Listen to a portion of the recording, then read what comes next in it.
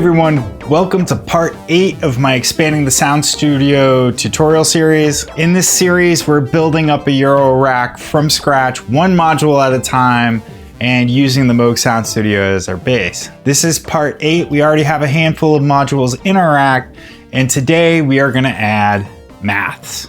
Now, if you're watching this video at all and you're interested in Eurorack, you probably have already heard of maths. It's one of the simplest, but yet kind of elusive modules out there. It can be a little bit hard for beginners to understand, but once you kind of get it, it's such a useful module.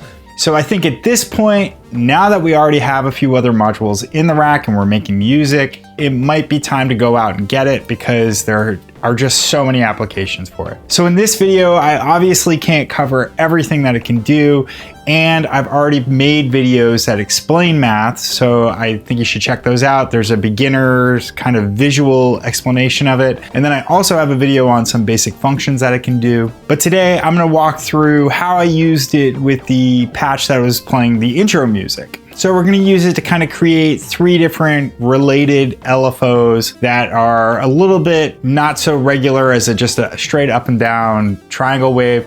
And we're also gonna use it going through our quantizer to sequence the mother. So before we go over to Sound Studio, let me just remind you to go ahead and hit that subscribe button. That way you get notified of the next video that comes out. And with that said, let's go make some music. All right, so let's break down what's happening in this patch.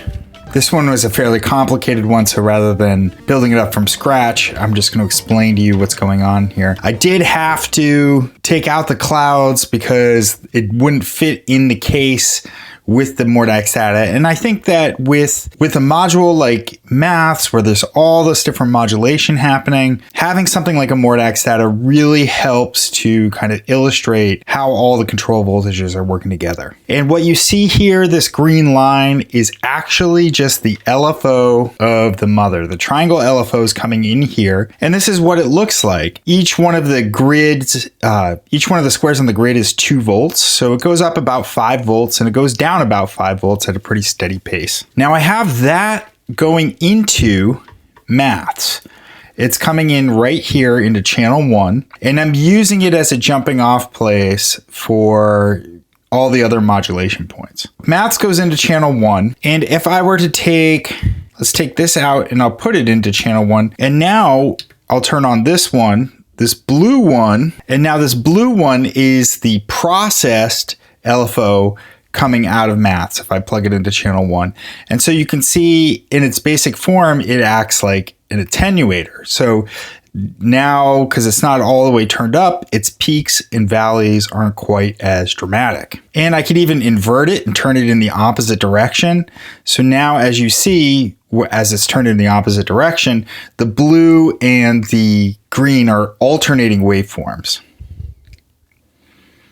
So I'm going to turn it back to where I had it, which is just basically kind of controlling the LFO a little bit. So it's not going up quite as dramatically. It's not going down quite as dramatically. But what I'm doing really with maths is using its logic functions at the bottom to create new waveforms. So I explained in one of the earlier videos that you could use it as a mixer.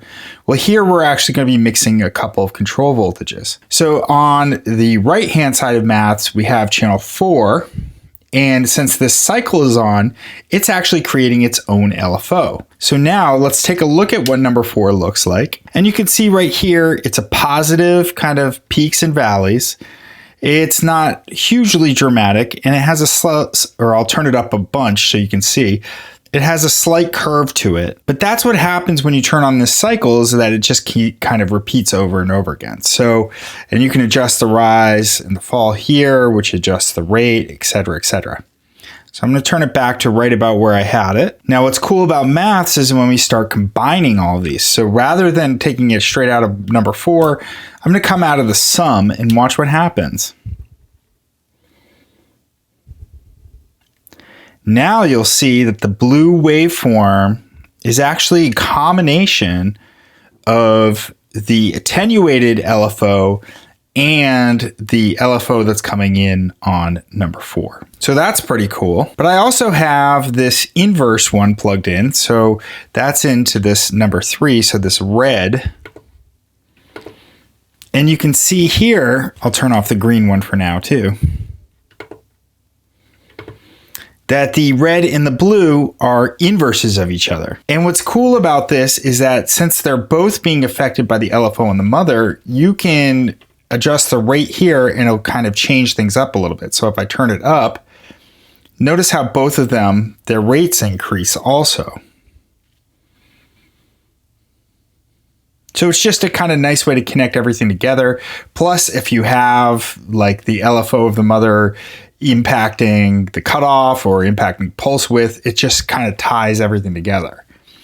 Let's slow it back down for a little bit. Now, the last output is this OR output. And basically what it does is it outputs the highest voltage out of any of those at any given time. So some people call it like a maximum voltage output, which makes sense. Another term is a rectifier, so basically if you look at this, there won't be any positive voltage. So let's turn that on. It'll be in yellow. And now it's only positive. So as the red and the blue both go into negative values, the yellow won't. And if I were to say turn up number 3, which is just going to put out a steady voltage, it'll kind of plane off at the top, whereas the others will keep moving. And that's because the output of number 3 is higher than the outputs of number 4 and 1.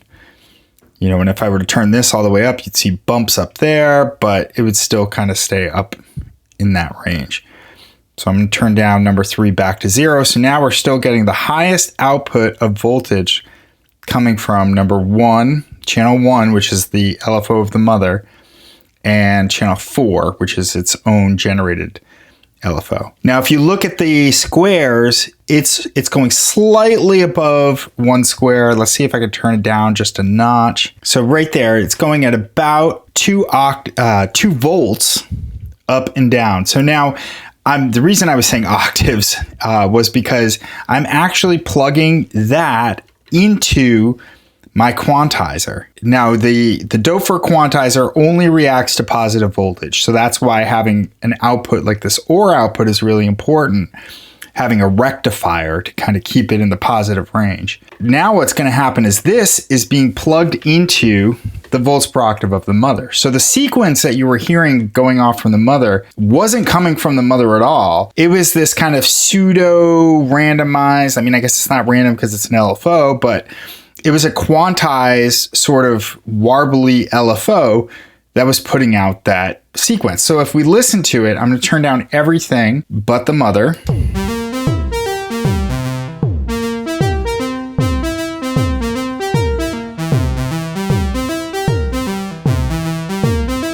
If you look at the yellow too, that's the line that will, here, let me see if I can zoom in a little bit. There, so I set the scale of this yellow line now to be at 0.5 volt. So that means every 2 boxes, you're going to get 1 volt. So this is still the whole range from this little marker here up to the top is still only 2 volts or 2 octaves. But you can now watch how the sequence will change.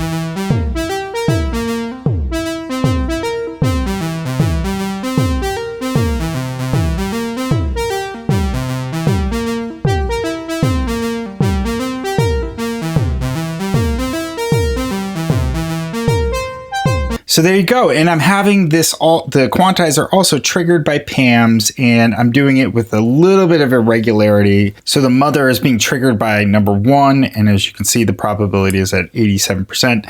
And that kind of creates this kind of, improv sounding solo. But there you go. That's just one way you can use maths. Now, the other outputs, where do I have them going? I have them going to the first one, which is just the attenuated version of the LFO, is being multiplied, and I'm setting it up to VCO1CV on the DFAM, and I'm also sending it out to the VCA decay. So let's listen to the DFAM, see what that sounds like.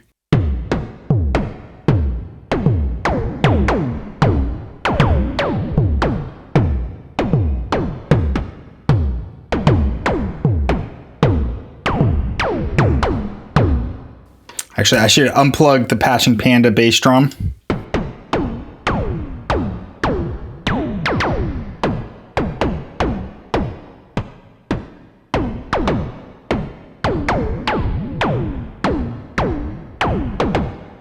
And when you plug in the bass drum sound from the Patching Panda,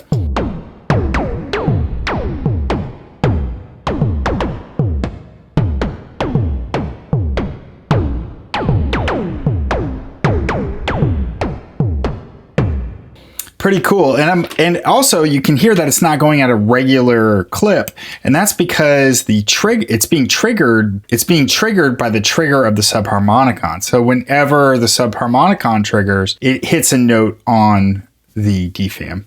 So you get all those cool rhythmical polyrhythm subharmonicon things triggering the DFAM. I'm not using the DFAM sequencer at all. And then of course I have PAMs controlling the clock of the subharmonicon and also triggering the Patching Panda bass drum to give us that steady kick. So all together,